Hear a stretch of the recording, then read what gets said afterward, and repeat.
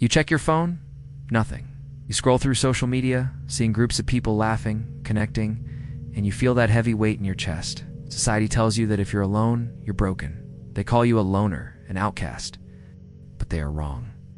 What if I told you your solitude isn't a defect, but a defense mechanism? What if you have few friends, not because you can't connect, but because you're wired to reject the artificial? Think of the apex paradox in nature. Sheep herd together, lions form prides, but the tiger walks alone.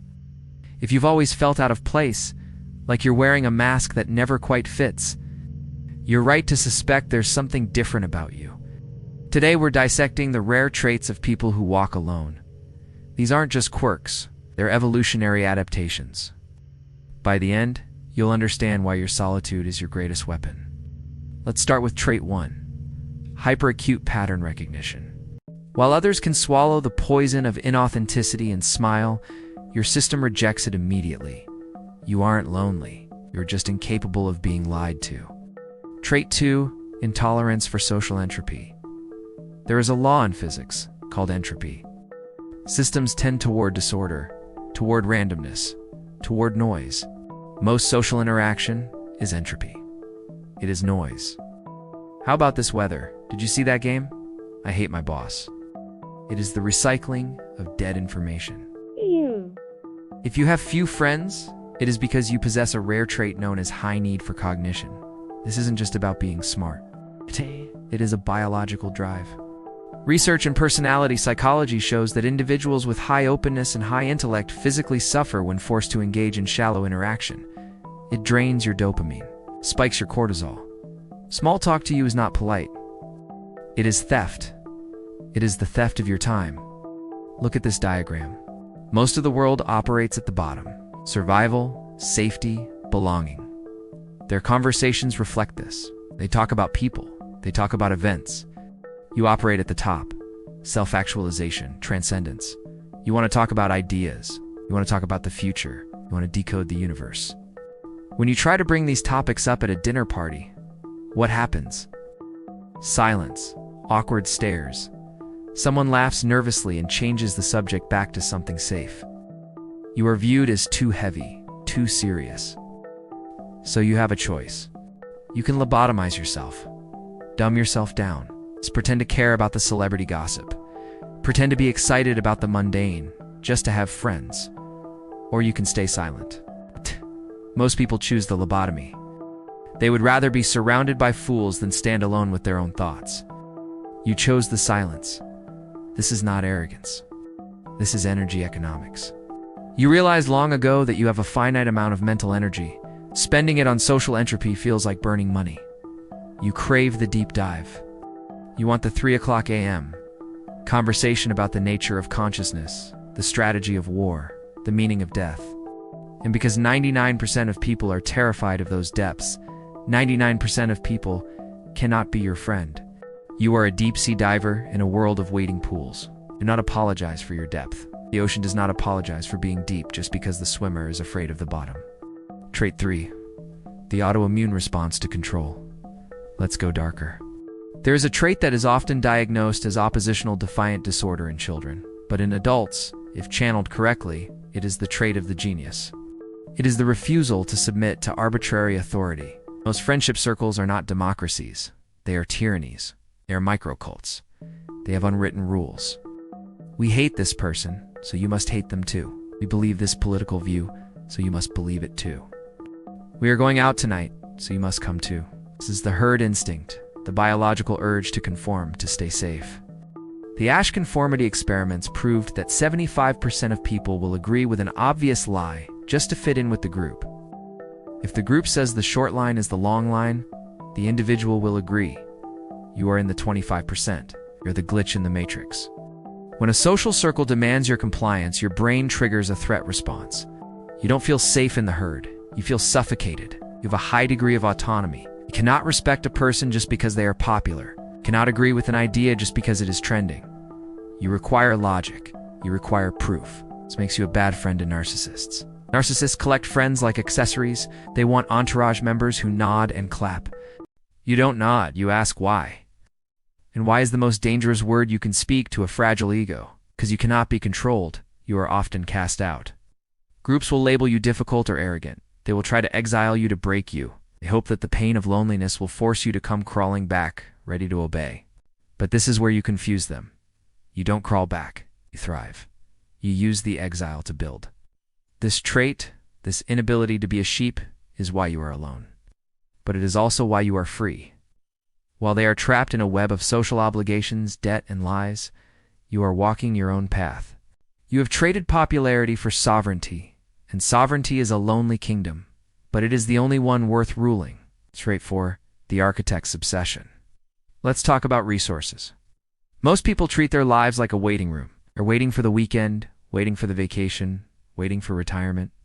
They use friends to kill time. You feel the passing of time like a physical wound. You are not here to wait. You are here to build. Whether it is a business, a body of art, a philosophy, or your own physique, you are possessed by a vision of what you could become.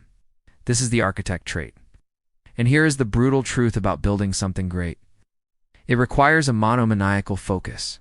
Neuroscience shows us that the brain has two primary modes. The default mode network, socializing, daydreaming, past-future thinking, and the task-positive network, deep focus, flow state, execution, they are anti-correlated. When one is on, the other is off. You cannot build an empire and maintain a thriving social life simultaneously. You just can't. History is filled with outliers who had few friends.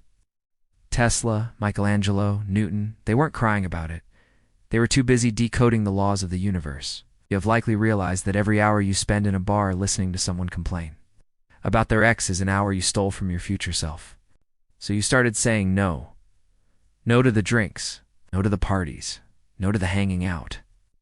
And when you say no enough times, the invitations stop coming. Good. This is the filtration system working. You are clearing the construction site. You are putting up the do not disturb sign on your life. People take this personally. They think you are better than them. You don't think you are better. You just know you have work to do. You're playing a zero-sum game with your attention. If you have no friends, it might be because you are currently in a metamorphosis phase. The caterpillar dissolves completely inside the cocoon. It has no friends in there. It has no social life. It is total destruction and reconstruction. If you are in that phase, solitude is not a burden. It is a biological necessity. Do not let the world drag you out of your cocoon before you have your wings. They will crush you. Stay in the dark. Do the work. The friends you lose during your building phase were never going to fit in your skyscraper anyway. Pause. Take a breath. I can feel your resistance. There is a voice in your head saying, but humans are social animals. We need connection. Am I just coping? Am I just telling myself this to feel better? That is a valid question. And the answer is yes, we need connection. But you are starving because you are looking for steak in a candy store. You don't need more connection. You need rare connection. And because you are rare, the statistical probability of you finding your match is low. That is simply math. If you are in the top 1% of intellect, ambition, or awareness, you will only resonate with 1% of the population. That means in a room of 100 people, 99 will bore you, and you will scare them. This leads us to the fifth trait, the one that explains why your very presence triggers insecurity in others. This is where it gets psychological. This is where we enter the shadow. Trait 5, the unconscious mirror. Have you ever walked into a room, said nothing, and felt people dislike you immediately? Have you ever been targeted by a bully or a manipulator for no apparent reason?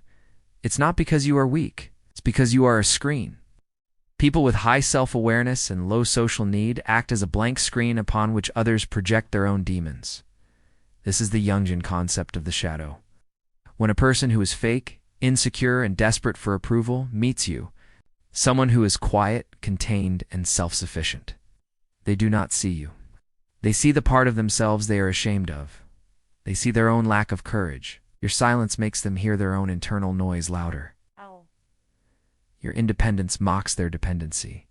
You become a walking reminder of what they are not. And because the human ego cannot handle shame, it converts that shame into aggression. They attack you to destroy the mirror. If you have no friends, it is often because you refuse to help people hide from themselves. Most friendships are codependent delusions. I'll tell you you're right if you tell me I'm pretty. Validate your victimhood if you validate mine. It is a trade agreement of lies. You don't sign the treaty. When someone complains about a problem they created, you don't say, poor you. You ask, how are you going to fix it? You break the contract. And when you break the contract of mutual delusion, you become the villain. Understand this. Being the villain in a loser's story is a compliment. It means you have retained your reality. You're not lonely because you are unlikable. You are isolated because you are undeniable. You force people to face reality. And most people would rather die than face reality. Trait 6. Temporal displacement. We live in a world obsessed with the now hedonism. Instant gratification. Next scroll. The next drink.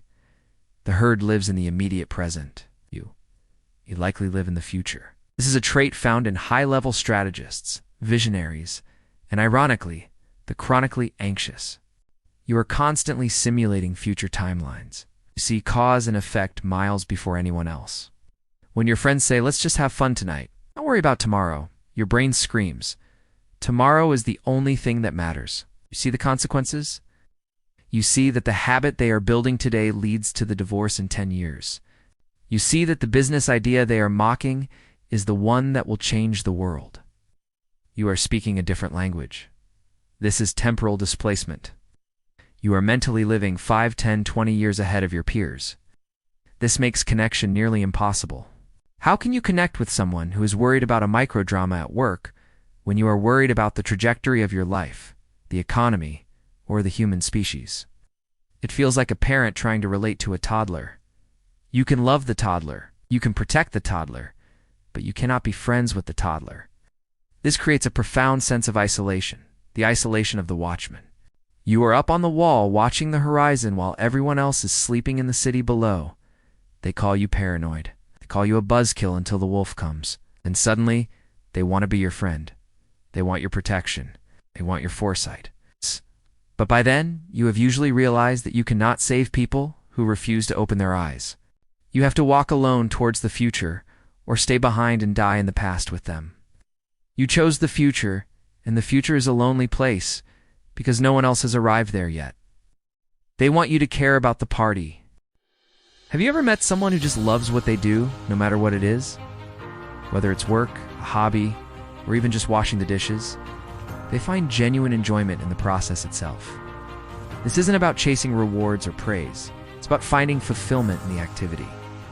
This is the core of what's called an autotelic personality. The word autotelic comes from Greek roots, auto meaning self, and telos meaning goal. So, an autotelic activity is one that's its own reward. People with these traits are often more creative, persistent, and just plain happier. They're driven by internal curiosity and the joy of discovery, not external pressures. They're the ones who can easily get into that state of flow, where they're completely absorbed and energized by what they're doing. So how can you cultivate this? Start by finding the joy in small everyday tasks. Focus on the process, not just the outcome. Thanks for watching, and don't forget to subscribe for more insights. Do not do this. This is suicide. When a wolf tries to act like a sheep, it doesn't fool the sheep. The sheep are terrified, and the wolf starves to death. If you lower your frequency to match theirs, you will not find connection. You will find interference. You will feel more alone in a room full of people pretending to be someone you are not than you would feel sitting by yourself in total silence. The loneliness of the mask is far heavier than the loneliness of the cave. So what is the solution? How do you live in a world that wasn't made for you? You must stop viewing your solitude as a prison and start viewing it as a laboratory. This is your monk mode. This is your training arc. If you have no friends right now, the universe has given you a gift. It has cleared the board. It has removed the distractions. It has removed the noise, time, and silence. Do not waste it feeling sorry for yourself. Use it. Step 1. The radical acceptance of standards. Stop apologizing for your requirements. If you require depth, loyalty, and intelligence, and you cannot find it, then you starve. You do not eat garbage just because you are hungry.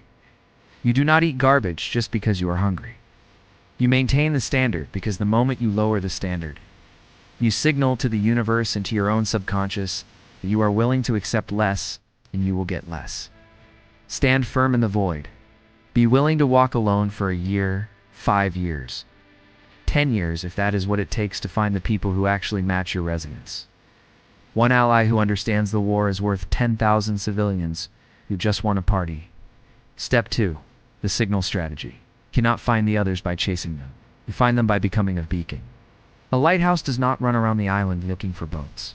It stands tall and it shines its light. The boats come to it. How do you shine? By building. By speaking your truth. By becoming excellent at your craft. When you become undeniable in your field. When you become articulate in your philosophy. When you become physically and mentally formidable. You emit a signal, a specific frequency. And the other outliers, the other wolves will see it. They will find you. Your future friends, your tribe, are not in the bar. They are working, they are building. They are hiding in plain sight, just like you. The only way to reach them is to rise to a level where they can see you. Step 3. The mask of sanity. This is Machiavelli's lesson.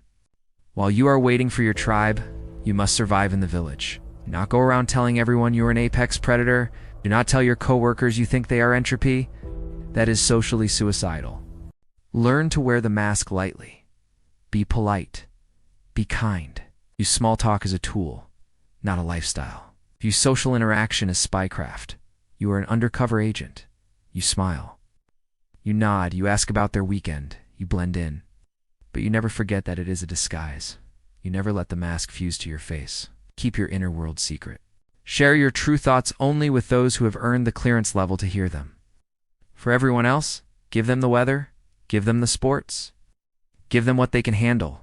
Protect your power by hiding it. Let's be honest about the cost. This path is hard. The outlier path is not the path of happiness. It is the path of meaning. Happiness is cheap. You can buy happiness with a bottle of wine and a mediocre conversation. Meaning is expensive. Meaning costs you everything. It costs you the comfort of the herd. It costs you the illusion of safety. But the payoff is a life that is actually yours. Most people die without ever having lived. They lived a script written by their parents, their teachers, and their friends. They die surrounded by people, but they die strangers to themselves. You might walk alone. You might endure cold nights. But when you look in the mirror, you see a human being, not a reflection of a reflection. You possess your own mind. You possess your own soul. And that is a luxury that money cannot buy. Solitude is the tax you pay for freedom. And if you are willing to pay it, you become something the world has almost forgotten, a sovereign individual. Look at your life right now. Look at the empty chair across from you. It is not empty. It is reserved. It is reserved for loyalty. It is reserved for truth. It is reserved for the rare few who can meet you at the summit until they arrive. Do not fill it with ghosts. Do not fill it with noise. Honor the empty chair. Honor the silence. Because in that silence, you are building the capacity to hold a conversation that can change the world. You are not lonely. You are simply the first one at the meeting point. Wait for them. They are coming.